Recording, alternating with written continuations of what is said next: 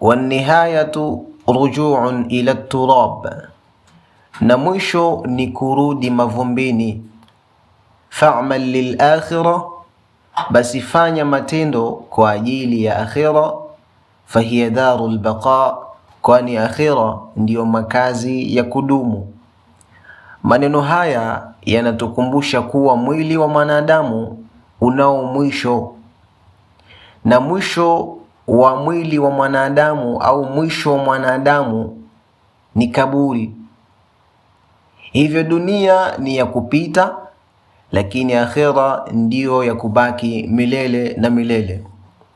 Al-Imamu Shafi'i rahimahullah anatukumbusha pale aliposema katika maneno yake ya hikma kwamba madunya illa ghururun, dunia si chochote ila ni udanganyifu tu.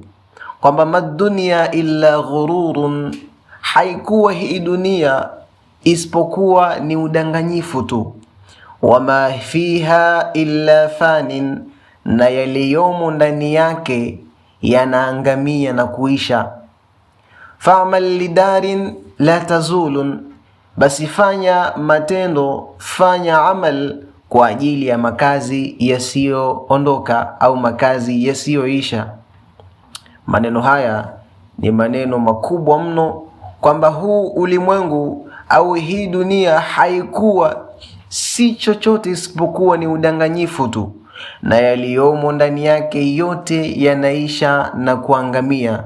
Hivyo fanya matendo kwa ajili ya makazi yasiyoondoka na makazi yasiyoisha. Hivyo kumbuka kaburi, lakini puuza udanganyifu wa dunia na jitahidi kufanya matendo mema yatakayokufuata baada ya wewe kuondoka ulimwenguni. Kwani kila pumzi inayopita inapunguza safari yako ya duniani kuikaribia safari ya akhira. Hivyo mwenye akili siku zote ni yule anayejipamba kwa vitendo vilivyokuwa vizuri ambavyo vitamwangazia kaburini na kesho akhira. Mwenyezi Mungu Subhanahu wa Ta'ala atujalie kuwa katika waja wake wenye kujitahidi katika mambo ya kheri. Wassalamu alaikum wa rahmatullahi wa barakatuh.